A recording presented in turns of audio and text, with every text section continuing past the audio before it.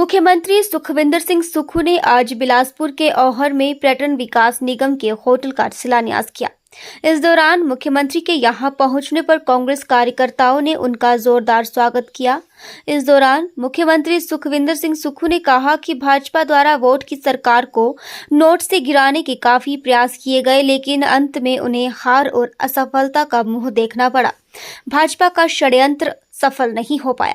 उन्होंने कहा कि भाजपा ने जनता को गुमराह करने का काफी प्रयास किया, लेकिन जनता ने सच और ईमानदारी का साथ दिया और विकास और व्यवस्था परिवर्तन को चुना।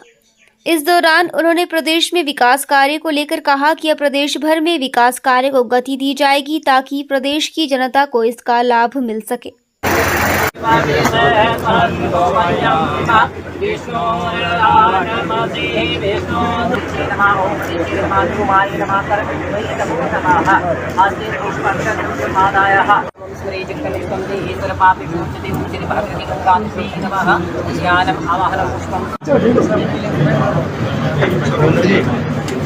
बधाई 2 सीटों की 40 सीटें पूरी होगी सर, क्या कहना चाहेंगे? 40 सीटें पूरी हुई है। उनको काम सिर्फ बयान देना रह गया, करना कुछ नहीं रह गया, भड़काना रह गया, ठगना रह गया। नहीं, वो बिजली को लेकर के भी के बिजली के जो सक्षम है वो ना उनको जो देखिए, किसान को, गरीब को,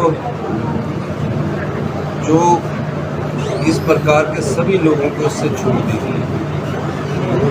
जब एक्स एमएलए, अधिकारी, जुडिशियल अधिकारी, एमएलए अपना बिजली का बिल दे सकते हैं तो वो फ्री अनुदान क्यों ले?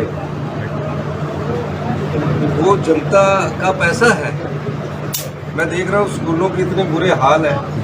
नई शिक्षा स्तर जयराम ठाकुर जी ने 5 साल में गुणात्मक शिक्षा के क्षेत्र में बताना चाहता हूँ।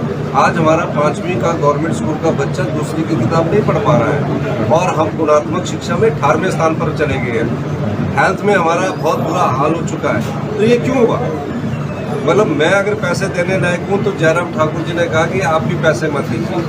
और कब इन्होंने फ्री बिजली शुरू की? 7वें महीने 2022 में 7वें महीने की। और क्या कहा कि प्रदेश को लूटना लूटिए। मैं प्रदेश को लुटा रहा हूँ और 1000 संस्थान खोल दिए और ये कहा कि मैं सारा लुटा रहा हूँ, सिर्फ मुझे कुर्सी दो। मैंने कई बार कहा कि हम कुर्सी के लिए नहीं आए हैं, हम हिमाचल प्रदेश की जनता की सेवा करने के लिए आए हैं। हम सत्ता सुख के लिए नहीं आए हैं, हम व्यवस्था परिवर्तन करने के लिए आए हैं। और मुझे इसमें फैसले इसलिए करने पड़ रहे हैं कि गरीब गरीब रह रहा है और धनवान बहुत अधिक धनवान बन रहे हैं। अगर हमने बिजली की फ्री सब्सिडी बंद की है तो क्लास A कॉन्ट्रैक्टर को क्या जरूरत है? क्लास B कॉन्ट्रैक्टर को क्या जरूरत है? मैं इनकम टैक्स देता हूँ, मेरे को क्या जरूरत है? अगर मैं इनकम टैक्स देता हूँ और मैं बिजली का बिल देता हूँ तो मेरे खर्चे में जुड़ेगा और इनकम टैक्स में रिबेट मिलेगी, तो सरकार को पैसा दे। तो ये और बिजली बोर्ड जो कंगाली के महीने पर खड़ा है, कंगाल होने की स्थिति में है बिजली बोर्ड, उसको ना सरकार पैसा दे पा रही है ना जनता पैसा दे पा रही है। तो उसको भी तो मजबूत करना है।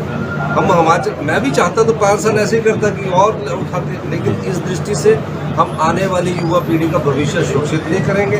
हम हिमाचल प्रदेश को गर्द की ओर ले जाने की नहीं ले जा सकते जब तक सत्ता में हमने रहकर जनता की सेवा में जो अच्छे फैसले को हम करेंगे।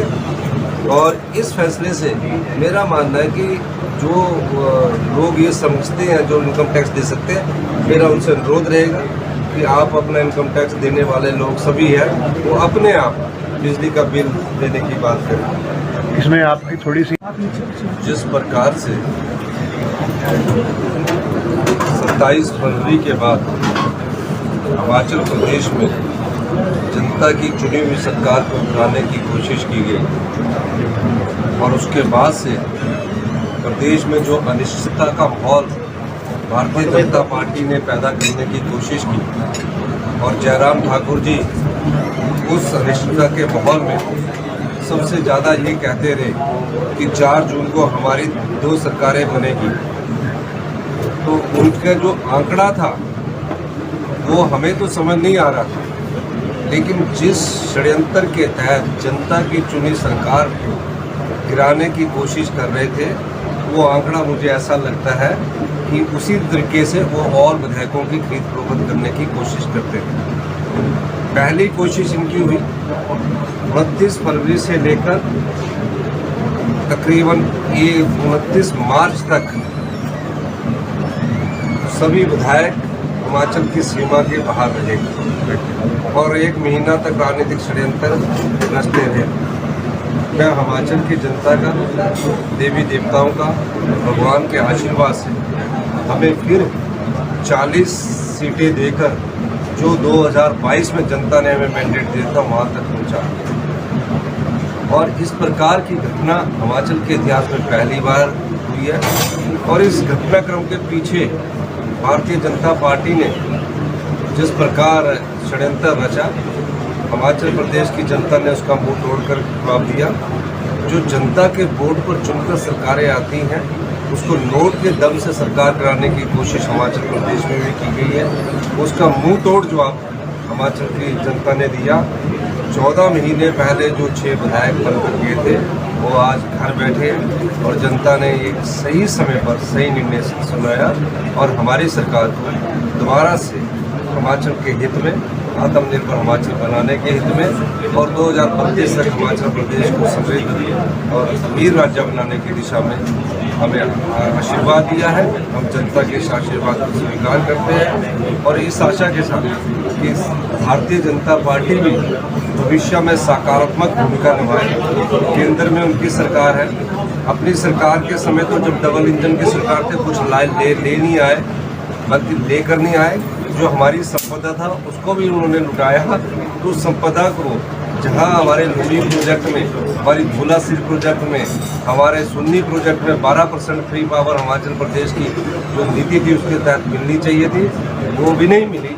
तो इसलिए मैं उनसे अनुरोध करूंगा कि आप केंद्र सरकार के पास जाकर हिमाचल के हित में कुछ मांगे रखें जो अगर आप कर सकते हैं, पर करेंगे नहीं। वो तो अभी तक आपदा से राहत के लिए वहाँ को कुछ नहीं दिला सके।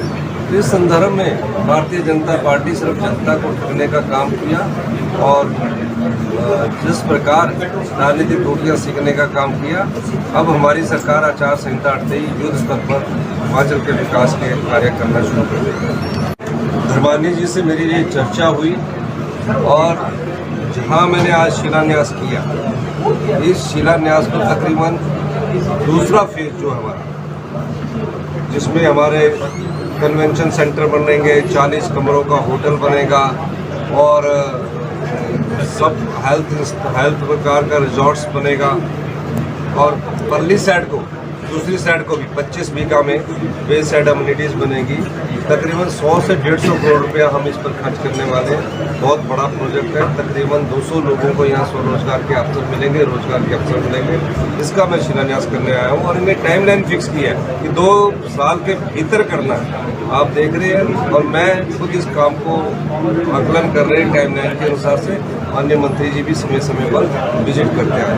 सर, आज जयराम जी ने बयान दिया है कि जो प्यारी बहन सम्मान योजना सरकार ने चलाई है उसकी रिकवरी लेने की पब्लिक में जाएगा तो ज़्यादा अच्छा है। विधायक भी छोड़ रहा है, मंत्री भी छोड़ रहा है, सब छोड़ रहे हैं। जब हम पैसा दे सकते हैं तो क्यों हम 500 और 1000 रुपये का मात्र सरकार को नुकसान पहुंचाने के लिए करें। और मैंने इस प्रकार के कई परिवर्तन किए हैं और भविष्य में हम चाहते हैं कि हिमाचल प्रदेश में समृद्धि आए, हिमाचल प्रदेश आत्मनिर्भर बने, हिमाचल प्रदेश हिंदुस्तान का सबसे अमीर राज्य बने। जब अमीर राज्य बनेगा तो उसके हाथ में पैसा आएगा। हम किसान के हाथ में पैसा देना चाह रहे हैं। हिमाचल प्रदेश हम हिंदुस्तान का पहला राज्य है जहां गाय का दूध और भैंस के दूध का रेट को निर्धारित किया गया है 45 रुपये प्रति लीटर और 55 रुपये प्रति लीटर भैंस का। और ये भी कहा है हम जैसे किसान लोग, हम सब लोग 90% गाँव में रहने वाले लोग हैं, लेकिन कि अगर आप गाय के गोबर से खेती करोगे, भैंस के गोबर से खेती करोगे, यूरिया का प्रयोग नहीं करोगे तो 40 रुपये किलो कणक खरीदेंगे और 30 रुपये किलो मक्की खरीदेंगे।